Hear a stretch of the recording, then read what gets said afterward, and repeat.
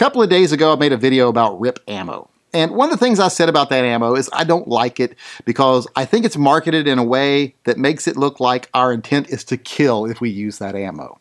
Now, I'm a person that I don't like taking any chances. I don't want to do anything with or to my guns that's going to give a prosecutor something they can use against me. I don't want to increase my chances of either being prosecuted or convicted. So I said, I don't like it. I don't think it's a good idea. Now, after I put that video up, I was reading the comments and someone said, you know, I completely agree with you. I especially don't like it when people do stuff like that or put zombie stuff on their guns. Well, before I go any further, let me say I'm not a big fan of rubber grips on guns.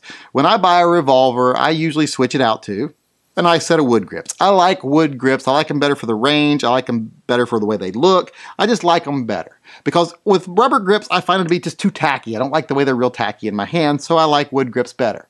But when I'm carrying concealed, looks isn't as big a factor, and the one thing I don't like about them for the range, the fact that they're so tacky, is one thing I do like about them for concealed carry. Because if I'm ever in a stressful situation, my hands are sweaty, I want that extra grip. I want that tackiness in my hand.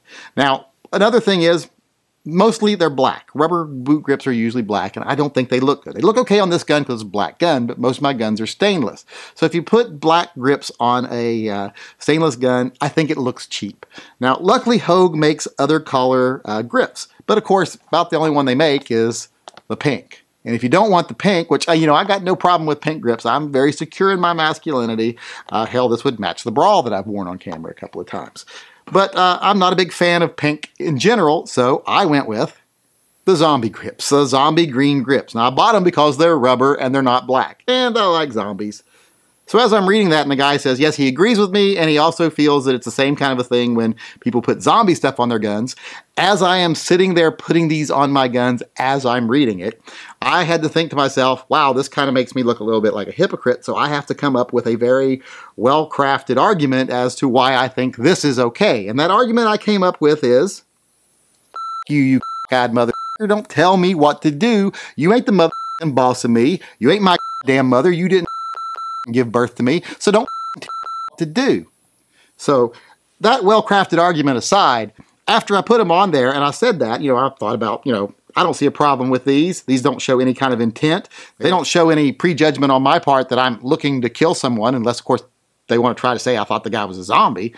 But as I'm making that argument and as I'm saying I don't think there's anything wrong with these, I started filming a video comparing my 637 to my Ruger LCR. And as I'm making that video, and I'm into the fourth take of it, because, you know, of course, once I forgot to turn on the mic, and the other times I'm really screwing it up, I've spent about 45 minutes recording this video, and then I find out, you know, I'm wrong. There is one real big drawback to these grips, and I'll show you what it is.